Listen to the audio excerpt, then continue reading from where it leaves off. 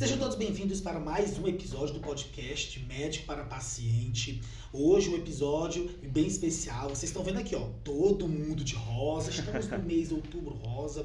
E como a gente sabe, o mês de Outubro Rosa é voltado para a conscientização quanto ao diagnóstico e tratamento do câncer de mama. Mas, para além do diagnóstico do câncer de mama, é sobre o cuidado e a saúde integral da mulher. E essa temática vai ser muito importante, a gente vai trazer hoje, e Daniel vai apresentar a gente aí. Comigo, Daniel, diz aí, quem é que a gente tem, Daniel? Olá, pessoal. Hoje a gente tem uma mastologista para conversar com a gente. A gente vai tirar bastante dúvida, que vocês mandaram perguntas para a gente. A gente vai falar bastante sobre o câncer, que é o segundo mais comum em mulheres e, infelizmente, o que mais leva à morte de mulheres quando tem câncer, tá? É um câncer que o INCA acredita que nesse ano, de 2023, vão ser diagnosticadas cerca de 73 mil mulheres. Isso significa que cerca de 41,8 casos a cada 100 mil mulheres. É bastante elevado e a gente vai trocar uma ideia com a Ana Lívia Balduino, minha amiga. Seja muito bem-vinda, Ana Lívia. Obrigada, agradecer a Daniel pelo convite e vamos lá. Vamos lá. Luiz, você já teve caso de paciente que está em tratamento de câncer de mama e está referindo dor crônica? Como é que é o caso? Por exemplo, a gente vai trocar bastante ideia sobre o diagnóstico, como que é feito como é que é feito o tratamento, e muitas vezes o paciente que já está em tratamento também acaba indo para o neurocirurgião. Como é que é feito o tratamento de paciente que tem dor dor devido a uma neoplasia que não necessariamente é a causadora da dor, às vezes é a metástase dela que está gerando uma dor refratária. Sim, sim. Nesse contexto aí de dor crônica, muitas vezes o paciente ele pode ter dor por diversas causas. Quando a gente fala dor associada a câncer, eu posso ter por conta do tratamento, eu posso ter por conta da própria doença, né? Então, dependendo da etiologia, quando a gente fala em câncer de mama, como você bem falou, ele é bem comum na mulher e ele tem o poder de metástase, que é quando pequenos êmbolos, pequenos pedaços desse câncer eles podem invadir outras regiões. Então o neurocirurgião ele atua desde metástases que vão para o cérebro, lembrar que as metástases cerebrais são as principais causas de tumores malignos no sistema nervoso central, e o câncer de mama sendo uma das causas, metástases na coluna, fraturas, gerando dor. E uma das formas da gente prevenir e reduzir essas metástases é o diagnóstico precoce. Exatamente. Então já trago aqui para Ana. Diz pra gente, Ana, de que maneira a paciente no caso, ela tem que se preocupar quando ela palpa. Sabe que esse mês é um mês voltado para o autoexame e o autocuidado. De que maneira ela tem que se preocupar quando ela palpar um nódulo? Então, esse é um dos grandes objetivos do Outubro Rosa, né? É a gente fazer o diagnóstico do câncer de mama de uma forma precoce, para que essa paciente consiga, ao ser diagnosticada, receber o tratamento no tempo correto, né? E evitar chegar ao estágio em que ela tem essas metástases, tentar evitar toda essa cadeia de dor, né? Que ela vai passar pelo tratamento, pelas metástases, pelo que seja. Então, assim, o objetivo do Outubro Rosa é que a paciente diagnostique, caso tenha um câncer de mama, antes dele ser palpável, antes dele ser sintomático. E respondendo à sua pergunta, ao palpar um nódulo na mama, a paciente deve imediatamente consultar um mastologista. Você falou em sintomas. Sim. Que sintomas são do câncer de mama fora o nódulo? Sintomas do câncer de mama. Os mais comuns: nódulo palpável, alterações de pele, alteração na pele da mama, a pele mais enrugada, é bem comum chamar a pele em aspecto de casca de laranja. É uma pele bem enrugada, mais grossinha, inversão de mamilo, nódulos que crescem rápido, tendem a ter retração da pele. Eles crescem tão rapidamente que eles puxam a pele da mama e ela fica mais retraída. Então, são essas alterações. Vermelhidão na pele, que permanece, infecções na pele, mastite de repetição em pacientes que não têm nenhuma causa tratável, como a lactação, por exemplo. A amamentação, por exemplo. Então, nessas pacientes que têm esses sintomas, devem procurar imediatamente o mastologista. Antigamente tinha muita campanha na televisão e o pessoal batia muito na tecla do autoexame da mama. Tinha, às vezes, atrizes que ficavam mostrando o banheiro, palpando. Sim. Hoje a gente não vê tanto. A Sociedade Brasileira de Mastologia está tentando abordar de outra forma. Vocês ainda indicam esse autoexame? Como é que é a abordagem de vocês nessa questão de detecção precoce do câncer de mama? O autoexame ele funciona para a própria mulher se conhecer. Ninguém conhece melhor a sua mama do que você mesma, né? Do que a própria mulher. Ele é importante, o que a gente chama de câncer de intervalo. Então, assim, a recomendação da sociedade é que seja feito o rastreio do câncer de mama. O rastreio, o que detecta câncer de mama nas suas fases iniciais é a mamografia. É o rastreio com imagem. Por isso que a gente tem todas aquelas recomendações. O autoexame ele é importante no intervalo entre o rastreio, no caso para mulheres com risco normal, com baixo risco para câncer de mama, o rastreio é feito anualmente a partir dos 40 anos de idade. Então, no intervalo entre o rastreio, a mulher fez a mamografia agora no mês de outubro, tranquila, todo mês, depois da menstruação, para aquelas que ainda menstruam, depois da menstruação vai lá, se examina, não tem nenhuma alteração, ótimo, daqui a um ano volta a fazer mamografia.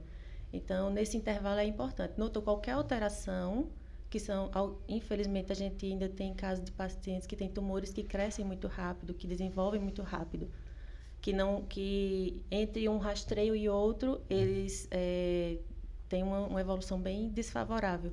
Então, nessas pacientes, nesse sentido, é importante o autoexame. O que a gente não quer é diagnosticar o câncer de mama quando ele é sintomático, que é naquela tecla dos sintomas. Quando ele chega a ser sintomático, quer dizer que ele já cresceu a ponto da gente perceber. Então, é isso que a gente não quer. É isso que o rastreio, que a gente bate tanto na tecla do rastreio mesmo. A gente tem que procurar o câncer de mama. Não é aquele que a gente, eu quero não, né? Mas eu vou achar o câncer de mama. Não, a gente tem que procurar. É uma patologia que merece rastreio.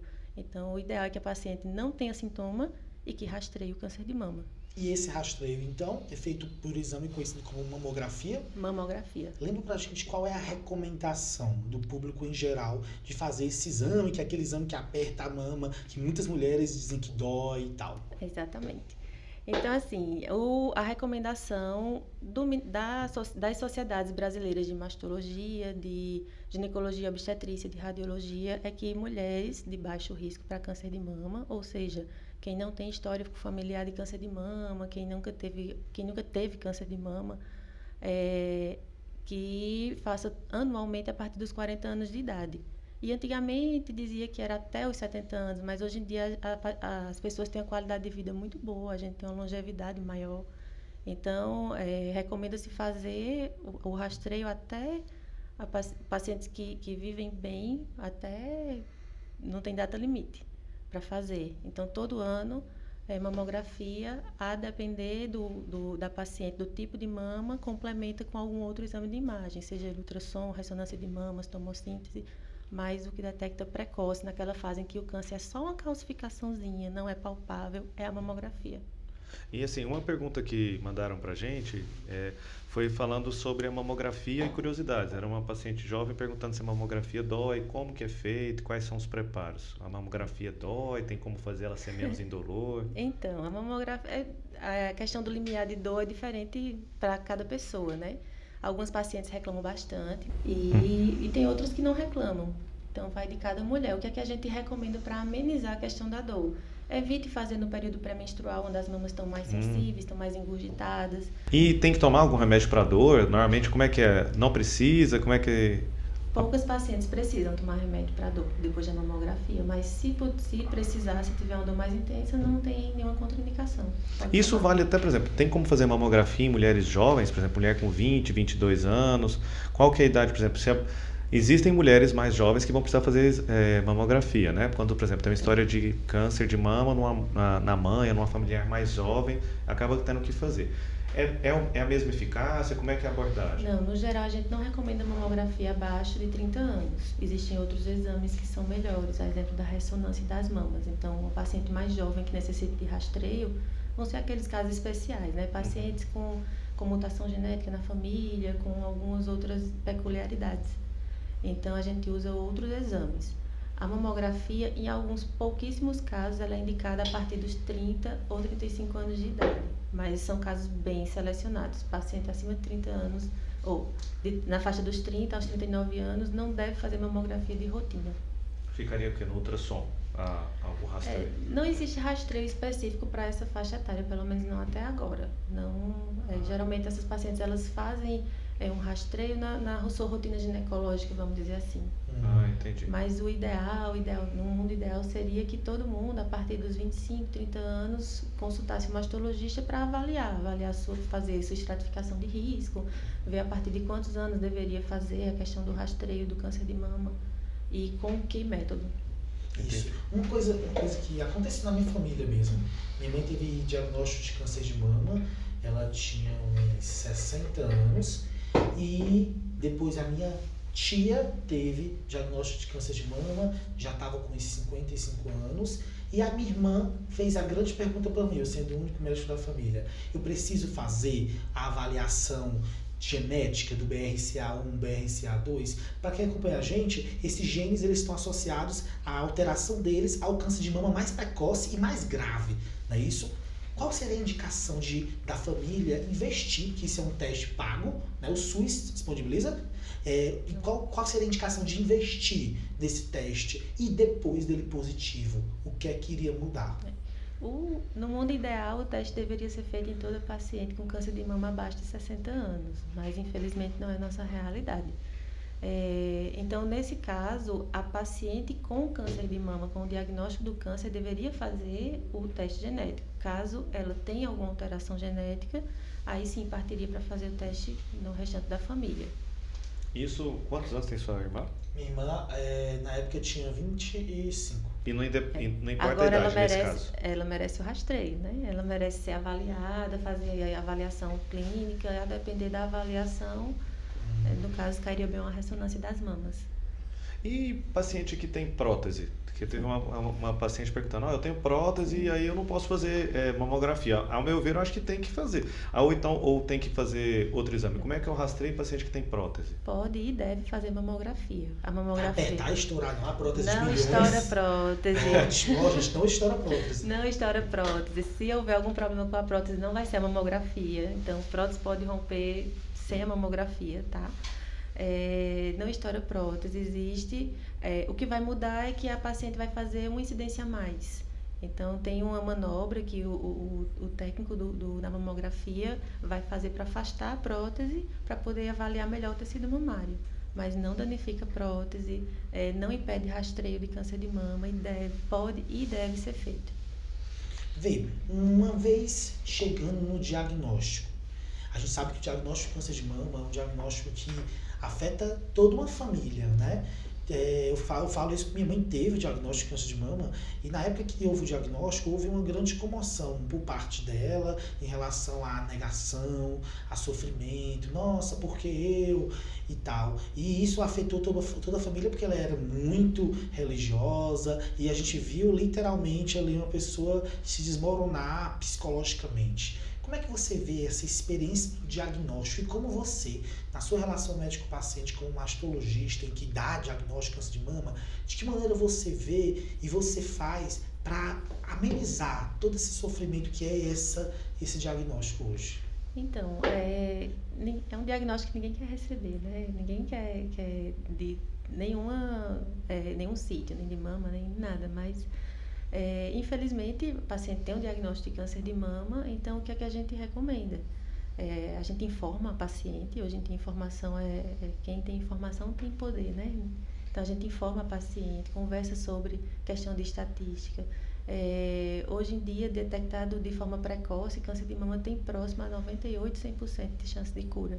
A gente não fala em 100% porque se trata de câncer, infelizmente tem alguns casos que evoluem de forma bem desfavorável, bem rápida. Mas não é a maioria. Então, a maioria detectada precocemente tem tratamento. Os tratamentos para câncer de mama têm evoluído nos últimos anos. Então, é um tratamento multimodal, não é só a cirurgia. Tem quimioterapia, tem terapia com anticorpo monoclonal, tem hormonioterapia. Então, cada paciente vai ter seu tratamento individualizado e a chance de cura é muito alta quando detectado de forma precoce, né? Então, a gente tem que explicar isso para a paciente, explicar que o diagnóstico de câncer não é sinal de que ela vá morrer pelo câncer de mama. Hoje em dia, as pacientes vivem curadas do câncer de mama e, às vezes, mesmo quando tem alguma metástase, já tem um tumor mais avançado, elas têm uma expectativa de vida ainda mais alta, mesmo vivendo com o câncer de mama. Então, os tratamentos, eles estão bem melhores. Primeiro, informação. Você tem que informar a paciente. Deixar ela ciente de que você vai estar ali com o tempo todo, que ela vai estar ali com a equipe que vai estar junto dela e lutando com ela para a cura, né? Para o tratamento, para o objetivo que é a cura. A minha parte, eu sou religiosa, acredito em Deus, em milagres. Eu oriento minhas pacientes que também acreditam, que não acreditam eu respeito, óbvio, mas que acreditam a se pegar com Deus, a ter fé e buscar força, né? Aonde quem dá força a todo mundo, na minha opinião, e ter apoio. Então, aí entra a parte da família, dos amigos, e é fundamental. O paciente que tem apoio, ela vai ter alguma fase mais difícil no tratamento, vai desmoronar em alguma hora e vai ter alguém ali para segurar a mão dela. Então, eu sempre peço para quando alguma biópsia mais suspeita, eu sempre aviso a paciente já, quando vier receber o resultado, traz alguém da família, porque a gente tem que trazer todo mundo para junto dela. Então, isso aí é fundamental. O apoio das pessoas ao redor da paciente é fundamental. E a gente conta com a equipe multiprofissional, né, também. O tratamento para o câncer de mama não é feito só pelo médico, só pelo mastologista. Então, tem os médicos mastologistas, oncologistas, radioterapeutas, tem os médicos, as especialidades que acompanham, né? Tem fisioterapeuta, tem enfermeiro, tem psicólogo, nutricionista. Então, todo mundo está junto ali buscando o melhor para o paciente. E quando é o outro lado da questão, por exemplo, quando o paciente tem medo de fazer o exame, sabe? Muitas vezes chega para mim paciente que tem indicação de fazer um exame, por exemplo, colonoscopia, mas fica na negação, eu tenho medo. Muitas vezes eles têm medo, sabe? Não é do exame em si, é do diagnóstico, sabe? Aí a gente tem que entrar para convencer, para explicar. Como é que você trabalha essa questão? Por exemplo, um familiar teve um câncer de mama e aí você está orientando os filhos, as irmãs, né, os parentes de primeiro grau que tem que fazer o rastreio, e quando você identifica um que está na negação, como é que é o trabalho da mastologia de você? Como é que você trabalha nessa questão? Então, eu costumo até brincar, né, com os pacientes, na verdade. E dizer assim, o pessoal fica dizendo, quem procura acha. Aí eu costumo dizer eles assim, a gente só acha o que tem. E se tiver, graças a Deus se achar, porque aí você vai ter a oportunidade de tratar.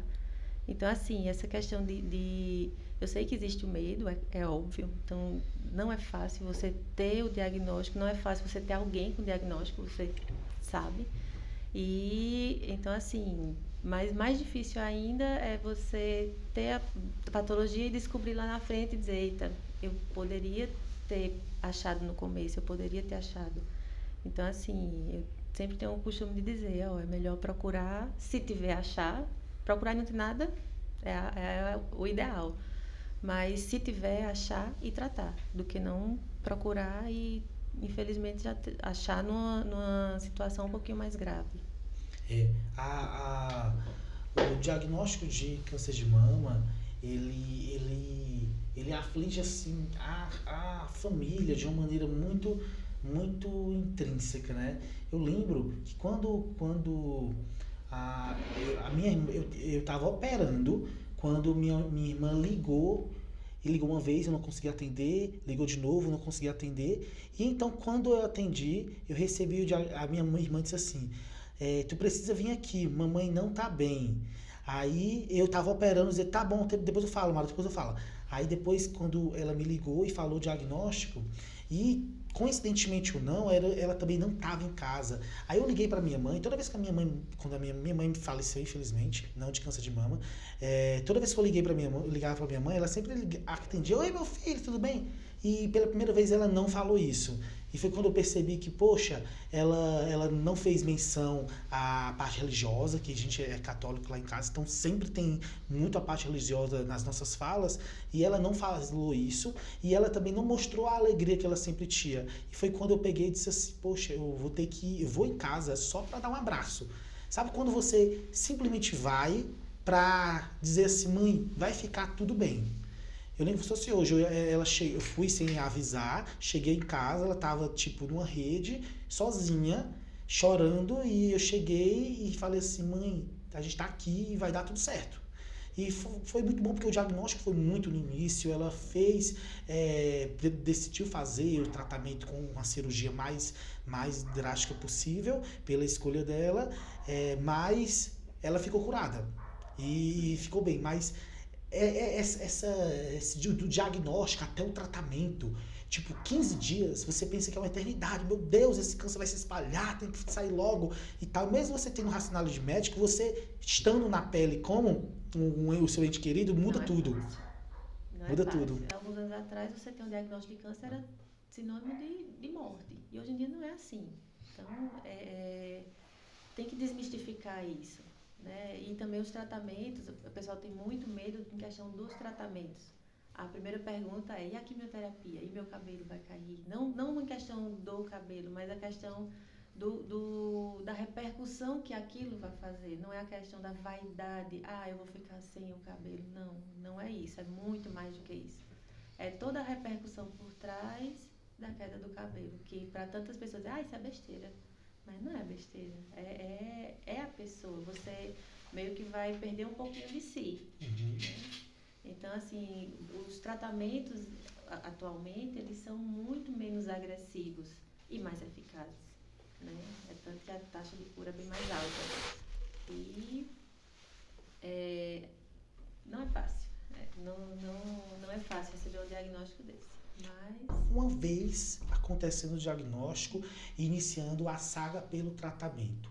Tenta resumir pra gente quais são as possibilidades desses tratamentos. Porque algumas mulheres têm que tirar a mama e fazer aquela linfadenectomia e fica o braço bem inchado, e outras não. Uma simples retirada de um pedaço da mama pode ser cura.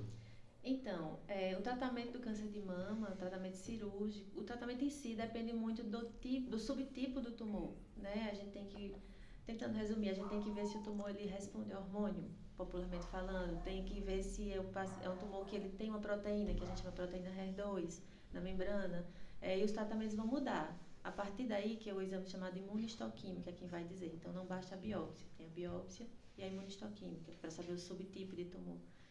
Então, a partir daí é que a gente vai saber, essa paciente ela vai ser tratada com o quê e vamos começar por onde. Alguns pacientes começam por cirurgia, a depender do resultado tem quimioterapia, radioterapia ou não. Outros pacientes começam pela quimioterapia e depois é que vai fazer a cirurgia. Então, assim, com o avanço dos tratamentos e com o diagnóstico cada vez mais precoce, lesões iniciais, a gente não precisa, por exemplo, mais fazer aquela cirurgia, a mastectomia, retirar toda a mama. A gente consegue fazer quadrantectomias, que é a retirada de um setor da mama.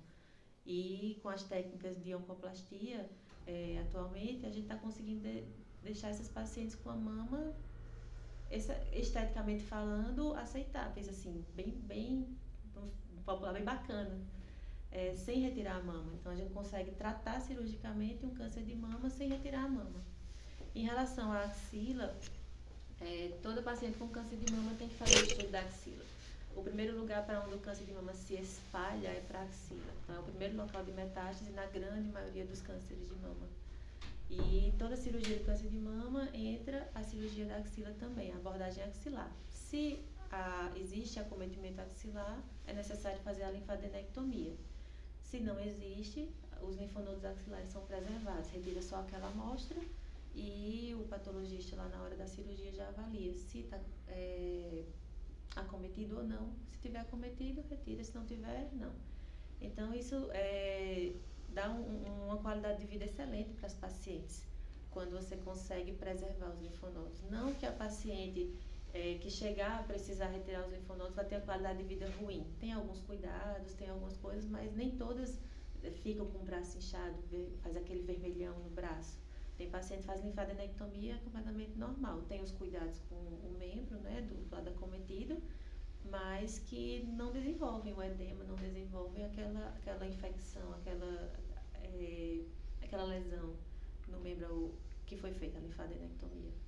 E por que a gente tem que esperar para reconstruir, por exemplo, tem alguns pacientes que conseguem fazer a mastectomia, que é a retirada da mama, e já colocar uma prótese. E tem outras que tem que esperar. Às vezes tem que esperar por falta de prótese, né? Porque às vezes está no serviço do SUS, tal, às vezes não dá para reconstruir junto.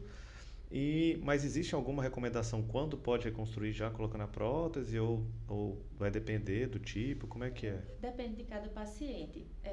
Existem algumas contraindicações à prótese, mas aí a paciente tem que ser avaliada. Lesões muito extensas, geralmente a gente não costuma reconstruir a princípio. Por exemplo, um tumor que, mesmo depois da quimioterapia, você ainda tem um tumor que acomete parede torácica, você precisa rodar grandes retalhos para poder cobrir aquela ferida. Então, normalmente a gente não recomenda prótese.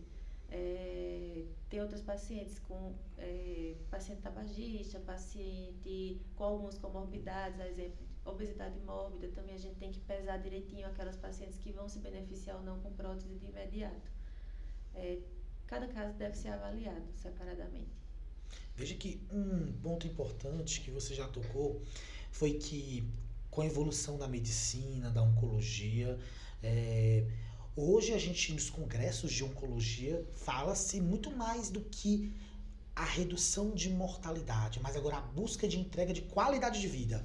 Né? Temos uma legião de mulheres que, graças a Deus, agora sobreviveram ao câncer. É muito frequente, né? Na mídia mesmo, aparecem nomes que você vê, teve câncer de mama. Quando já aparece, quando já é divulgado, ela já fez tratamento, fica só tomando a medicação para evitar o retorno. Quando a gente está falando de qualidade de vida para uma mulher mastectomizada, além de, claro, orientações em relação a próprio componente psicológico, em relação ao implante, colocar novamente uma nova mama, que outros cuidados são trazidos assim, na consulta do mastologista com relação à mulher mastectomizada, que perdeu a mama? Então, a gente sempre, quando indicado, a gente sempre oferece à paciente a questão da reconstrução, seja ela no momento da mastectomia, na reconstrução imediata, ou a reconstrução tardia.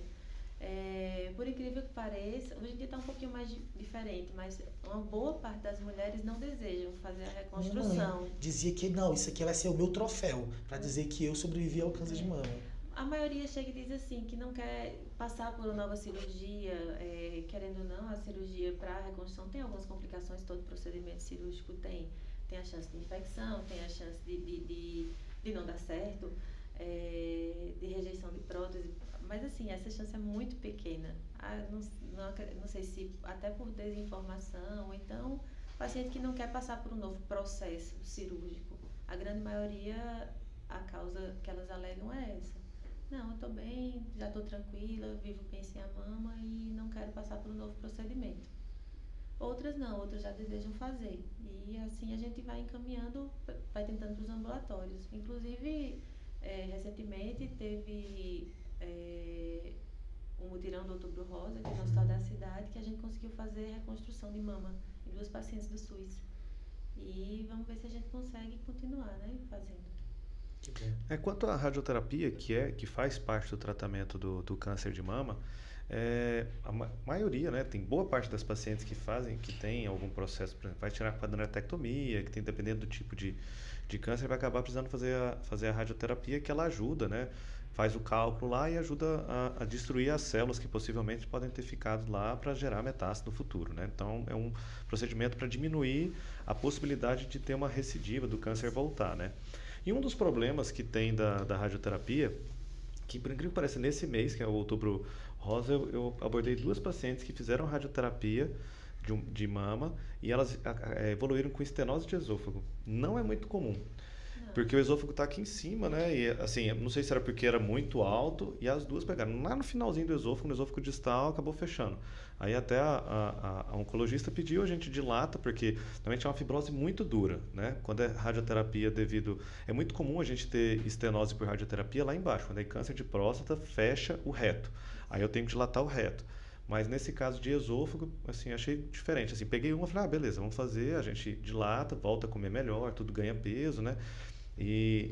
Mas foram 2 pacientes que pegaram. Normalmente, provavelmente deve ter sido a mama mais em cima, não sei, mas acabou pegando o esôfago.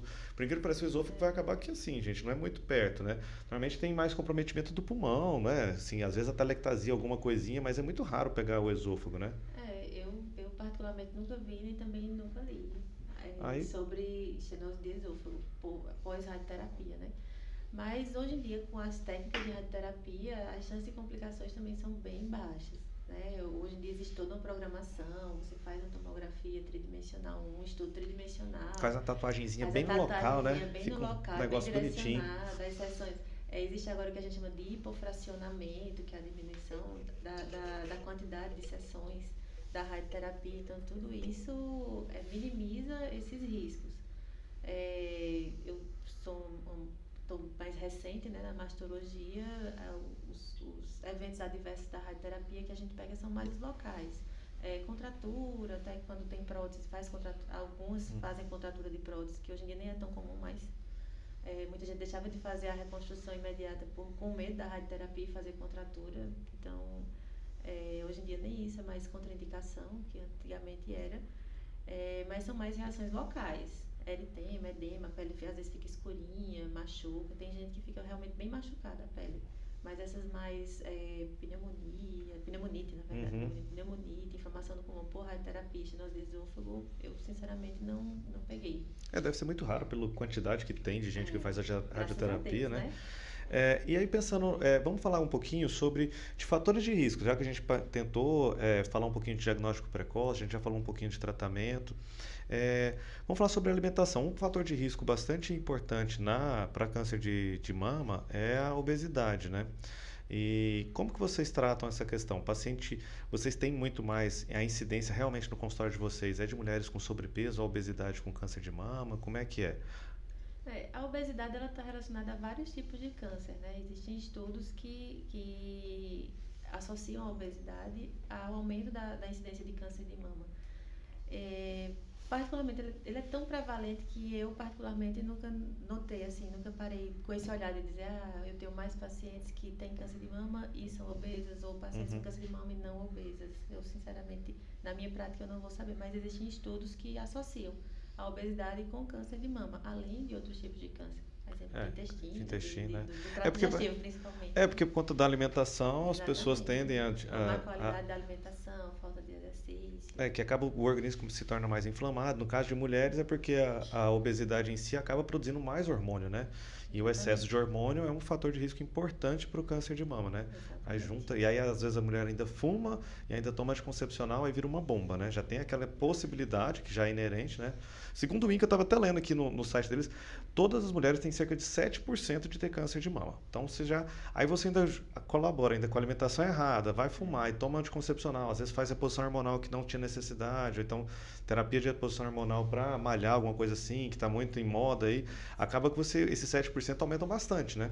E aí você acaba correndo um risco que não necessariamente a sua carga genética estava predisposta para isso. Então acaba que não necessariamente vai ser um câncer hereditário, mas é um câncer sem ser hereditário, mas que você, pelo seu meio, a sua qualidade de vida, o jeito que você está vivendo, você está aumentando muito a probabilidade de você ter câncer de mama, né? Inclusive a questão da hereditariedade, que o pessoal tem muito medo assim, uma parcela menor das pacientes com câncer de mama tem câncer na família. Né? Então, assim, a questão da hereditariedade nem é tão importante assim, tanto que hoje em dia a gente associa mais um aumento de risco paciente que tem parente de primeiro grau com câncer de mama ou múltiplos parentes. Pronto, cada geração um câncer de mama, ou câncer de mama em homens, que aí a chance é maior realmente de ter alguma mutação genética. Mas as causas externas contribuem muito mais. Esses fatores que a gente colocou, o fato de ser mulher, o fato de ser obesa, são fatores também que conjugam até para complicações de dor, né? A gente sabe que dor crônica pós-mastectomia, pós-quimioterapia, pós-radioterapia, elas, dentro dessa dor associada ao câncer de mama, podem ir até entre 25% a 60%.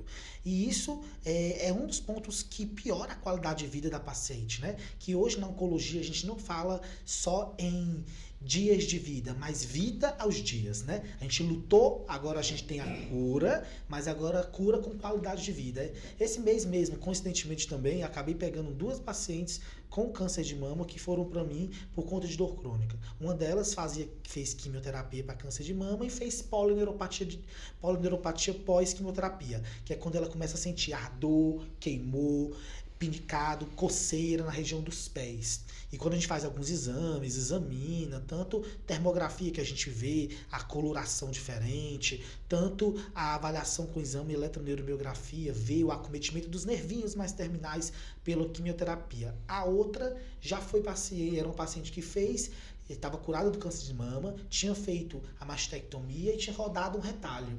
E na rotação de retalho, você desinsere musculatura, e nessa desinserção de musculatura, para você rodar, houve lesão de nervo intercostal. Então ela tinha como se fosse aquela queixa de quem tem cobreiro, que fica aquela dor ardendo pelo grade costal. Ela tinha a mesma coisa, só que estava associada à incisão. E isso tirava muito a qualidade de vida dela. Ela dizia, eu há 10 anos tive o câncer de mama, e há cerca de 7 anos eu tenho a sequela por ter sobrevivido ao câncer. São pontos que a gente às vezes não valoriza, mas são fundamentais. Né? É muito forte. Imagina, eu sobrevivi ao câncer, mas eu não estou tendo vida por conta do tratamento. Claro que aqui a gente vai reforçar, o tratamento é fundamental e a gente sempre preza pelas melhores práticas possíveis, cada vez mais. As técnicas cirúrgicas melhoram, ser menos invasivo, utilizar a técnica que gere menos risco, mas o risco de dor é algo. Eu quero ver como você vê essa preocupação do mastologista, do oncologista, em perguntar de maneira ativa, porque às vezes a dor, ela tem múltiplos significados, né? A mulher prefere dizer, se não perguntar, não vou nem dizer que eu tô com dor, vai que é o câncer voltando. Então, tem muito significado. Como você vê a experiência de dor nesse paciente que está curado de câncer, que vai te acompanhar aí anualmente, vem para mim aqui. E aí, como você fala? Você pergunta ativamente ou você deixa o paciente falar? Como você aborda essa temática? Na verdade, o relacionamento entre o paciente e o mastologista, ele é bem íntimo, né? A gente fica acompanhando o paciente no primeiro ano, a cada 2, 3 meses, a partir de então, a cada 4 meses. Então, a gente acaba vendo o paciente bastante. E eu acredito que o ideal é que se construa uma relação médico-paciente, que você tenha confiança, tanto a confiança do paciente chegar e não ter medo de dizer o que sente, como do médico de chegar e não ter medo de perguntar o que o paciente tem. Eu acho que deve ser perguntado. O paciente tem alguma queixa? Acho que a primeira pergunta de todo, não todo mastologista, mas todo médico, o que é que eu posso te ajudar? O que é que você está sentindo? Você está bem? Está sentindo alguma coisa? Sente dor? Então, assim, eu acredito que das duas coisas. Tanto o paciente deve ter a liberdade de dizer o que sente, como o médico deve ter a liberdade de perguntar. Deve perguntar, mesmo... ativamente, né? Para ver como é que está a qualidade de vida do paciente. Vamos começar as perguntas que o pessoal mandou? Sim, da caixinha. Ana, tem uma pergunta assim que eu acho que muita gente deve ter essa dúvida. Eu acho que foi até um rapaz perguntando. Se faz mamografia em homem? Sim, faz mamografia em homem, inclusive para doença benigna. Aumento de tecido mamário no homem, que é chamado de ginecomastia, a gente vê melhor pela mamografia do que pelo ultrassom. Que é muito comum, né? A gente já bateu muito aqui na tecla que um dos efeitos adversos que gera ginecomastia é a reposição hormonal, né? Então, o pessoal que quer ficar malhado, você tem grande chance de ter ginecomastia e precisar, por algum momento aí de sua vida, ter que fazer mamografia para ver se não tem algo diferente aí. Uma outra pergunta, você tem alguma aí?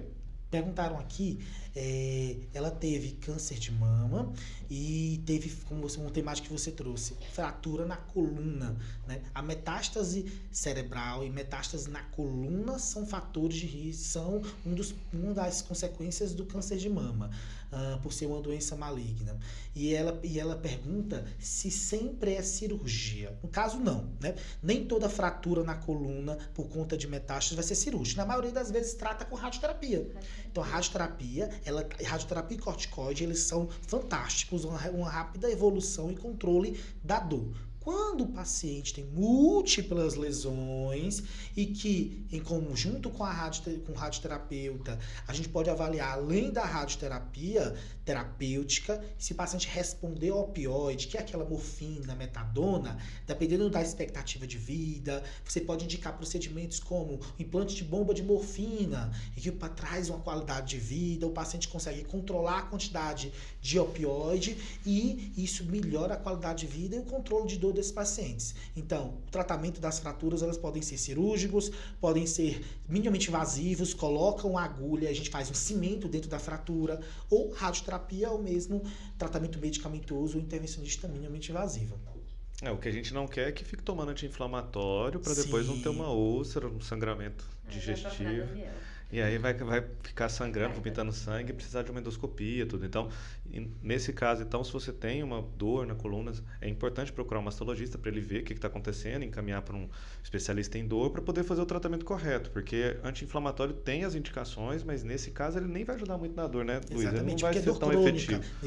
Em alguns pacientes. E aí, o que é o mais comum é o pessoal ir na farmácia, porque no Brasil a gente não precisa de receita e comprar um anti-inflamatório e aí vira uma cascata. Aí começa a ter dor no estômago por conta do anti-inflamatório, ibuprofeno, nimesulida, diclofenac, todos esses machucam o estômago. E aí depois começa a ter dor na coluna, começa a ter epigastralgia, que é dor no estômago, às vezes começa a fazer cocô preto, que a gente chama de melena, aí vai virando uma bola de neve, né? Então é importante você, se você tem dor, né, devido a um procedimento cirúrgico, procurar o seu médico e depois ele vê o melhor remédio, né? Uma outra pergunta que fizeram aqui é uma pergunta mais específica. É de uma mulher que ela fez uma mamografia e tinha um nódulo de aproximadamente 1 centímetro e que foi laudado como BIRADS 3, que é uma classe, uma graduação que existe, e ela pergunta se ela tem que parar de tomar anticoncepcional. Não necessariamente. BIRADS 3 é uma classificação, o BIRADS é uma classificação usada para a gente ver qual a chance dessa lesão ser maligna, qual a chance dessa lesão ser benigna. O BIRADS 3, 98% das lesões com BIRADS 3 são benignas, então elas merecem ser acompanhadas. Aí, no caso, o paciente deve procurar um mastologista. De rotina, faz a avaliação, cada caso, a mastologista avalia se vai precisar fazer biópsia, normalmente não é prescrito para BIRADS 3, não é indicação formal, mas em alguns casos específicos pode ser indicada. E a depender do resultado, a depender da avaliação individual, que o mastologista vai indicar se vai precisar ou não suspender o anticoncepcional. Normalmente o anticoncepcional ele não faz nascer o nódulo, vamos dizer assim. O nódulo ele não surge por causa do anticoncepcional. Em alguns casos, o anticoncepcional, o hormônio presente estimula o crescimento do nódulo, mesmo ele sendo benigno, mas ele não faz surgir novos nódulos, normalmente. Tem algum nódulo que vocês, né, nódulo com suspeita maligna, vocês suspendem o anticoncepcional? Quando é BIRADS 4, tem essa conduta de suspender o uso de anticoncepcional? Quando tem diagnóstico de câncer de mama, normalmente é suspenso o anticoncepcional, e principalmente os que a gente chama que tem receptor hormonal positivo, receptor de estrogênio e progesterona. Aí, nesses casos, o anticoncepcional deve ser suspenso. Nesses casos, a gente indica outra forma de anticoncepção, por exemplo, DIU de cobre, DIU não hormonal, para esses pacientes. A última pergunta que fizeram aqui foi em relação a estou grávida e suspeita de câncer de mama. Como é essa dicotomia entre o câncer e uma nova vida surgindo? É possível fazer tratamentos para o câncer de mama estando grávida? Sim, é possível fazer tratamento. Iniciar tratamento, é possível manter a gestação. É claro que cada caso é um caso diferente, né? Inclusive não sei se é permitido contar um caso assim, teve um caso bem marcante na minha residência de mastologia. Assim que eu entrei, o pessoal tinha feito o diagnóstico de uma paciente com 25 anos. Estava gestante, se eu não me engano, 3º, 4º mês de gestação, e teve diagnóstico de câncer de mama. A irmã dela tinha falecido por câncer de mama aos 32 anos, e essa paciente apresentou quadro de mastite de repetição. Mastite ela é comum em pacientes que estão amamentando, em pessoas que estão amamentando, que é inflamação na mama. Mas ela não é comum em mulheres grávidas. Pode até acontecer por algum outro motivo, mas não é comum. Então, ela teve mastite, tratou, ela é gestante ainda, teve a mastite, tratou, teve a mastite, graças a Deus resolveram fazer biópsia. E assim, foi um caso que chocou bastante, porque era um tumor bem agressivo, tinha toda a história familiar. Infelizmente, essa paciente veio a falecer alguns anos depois que eu já saí da residência, ela faleceu. Mas existe câncer de mama na gestação, então lesões de mama na gestação precisam, quando bem indicadas, precisam ser investigadas, pacientes gestantes precisam ter investigação, e é possível começar a tratar. Essa paciente em questão, ela começou a quimioterapia durante a gestação E assim que ela teve bebê, a gente fez a cirurgia dela, porque o tumor dela era do tipo que precisava começar por quimioterapia e o tratamento para depois passar pela cirurgia. Legal. Tem mais alguma aí, Luiz? Não. Quero agradecer a sua visita aqui com a gente, tirou muita dúvida, foi muito legal. Nesse momento a gente costuma deixar, Ana, só você pode dar um recado, é um espaço para você poder falar um pouquinho sobre câncer de mama. Fique à vontade. Não, eu que agradeço o convite, né? Aproveitar o espaço, sempre a gente tem que aproveitar para poder lembrar as pessoas, como já foi falado aqui, que a gente deve procurar o câncer de mama, é muito prevalente. Se você for olhar na sua família, você sempre tem algum familiar, um conhecido, um amigo, um vizinho que tem câncer uma vizinha, na verdade, que tem câncer de mama. Então, assim, o nosso dever é orientar mulheres acima de 40 anos, todo ano fazer seus exames, sua mamografia, depender outro tipo, mulheres com alto risco, que tem história familiar mais importante, faz uma avaliação com o mastologista, faz o seu rastreio. Então, vamos procurar o câncer de mama. Quem não tem idade de procurar, vamos incentivar as pessoas ao redor a procurar o câncer de mama. As pessoas têm como ajudar também, tem várias organizações não governamentais, várias ONGs que ajudam mulheres com câncer de mama, tem na nossa cidade, no nosso estado. Então, vamos informar as pessoas. Quanto mais a gente informar, mais as pessoas vão procurar, mais a gente vai diagnosticar câncer de mama em estágio inicial, mais a gente vai conseguir tratar. Então, as pessoas vão ter quantidade de vida, anos de vida, e vão ter qualidade de vida, porque os tratamentos vão ser menos agressivos, as metástases vão ser menos frequentes e a gente vai ter mais sucesso. Então é nossa obrigação. Show de Legal, bola. muito Então obrigado. você que está acompanhando a gente, não esquece lá no Spotify de seguir e de colocar 5 estrelinhas, 5, viu, gente? Outra coisa é acompanhar a gente lá no YouTube, @de médico para paciente, no Instagram também e no TikTok também, né?